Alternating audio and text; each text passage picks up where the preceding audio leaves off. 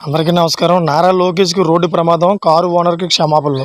ఈ విషయాలను తెలుసుకుని వీడియో మీరు కంప్లీట్‌గా చూడండి. అప్పుడే మీకు కంప్లీట్ ఇన్ఫర్మేషన్ ఏంటో అర్థమవుతుంది. అదేవిధంగా చాలామంది వీడియో చూస్తున్నారు కానీ సబ్స్క్రైబ్ చేసుకోవడం మాత్రం మర్చిపోతున్నారు. దయచేసి సబ్స్క్రైబ్ చేసుకోండి. సబ్స్క్రైబ్ చేసుకోవడం వల్ల నేను చేసే ప్రతి ఒక్క అప్డేట్ మీరు ముందుగానే పొందగలుగుతారు.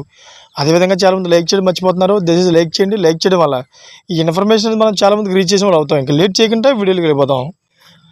ఫ్రెండ్స్, ఆంధ్రప్రదేశ్ విద్యాశాఖ మంత్రి నారా లోకేష్ కాన్వాయ్కు ప్రమాదం జరిగింది. విశాఖ సమీపంలో తాటిచెట్లపాలెం వద్ద మంత్రి కాన్వాయ్లోని ఓ కారు ప్రమాదవశాత్తు మరో కారును ఢీకొట్టింది. దీంతో 2 కార్లు స్వల్పంగా దెబ్బతిన్నాయి. ఇద్దరు వాహనాల డ్రైవర్లకు ప్రాణాపాయం తప్పడంతో అంతా ఊపిరి పీల్చుకున్నారు. అయితే తన కారును మంత్రి కాన్వాయ్ ఢీకొట్టిందని వాహన యాజమాని కళ్యాణ్ భరద్వాజ్ తెలుసుకున్నారు. దీంతో ప్రమాదంలో తన వాహనం దెబ్బతిందన్న విషయాన్ని మంత్రి లోకేష్కి బాధితుడు ట్విట్టర్ ద్వారా తెలియజేశాడు. ప్రమాదానికి సంబంధించిన ఘటనపై మంత్రి నారా లోకేష్ స్పందించారు.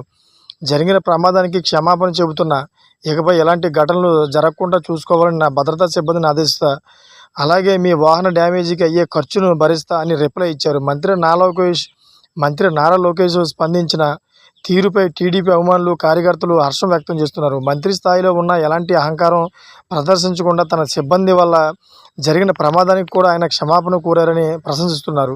వైసీపీ హయాంలో ప్రభుత్వానికి, ఆ పార్టీ నాయకులపై చిన్న విమర్శ చేసిన దాడులు చేశారని, అదేవిధంగా ఎన్డీఏ ప్రభుత్వానికి, వైసీపీ ప్రభుత్వానికి నక్కకి నాగలోకానికి ఉన్నంత తేడా ఉందంటూ కామెంట్లు పెడుతున్నారు. చూసారా ఫ్రెండ్స్? ఇటువంటి లేటెస్ట్ అప్డేట్స్ కోసం ఛానల్ సబ్స్క్రైబ్ చేసుకోండి. Thank for watching friends.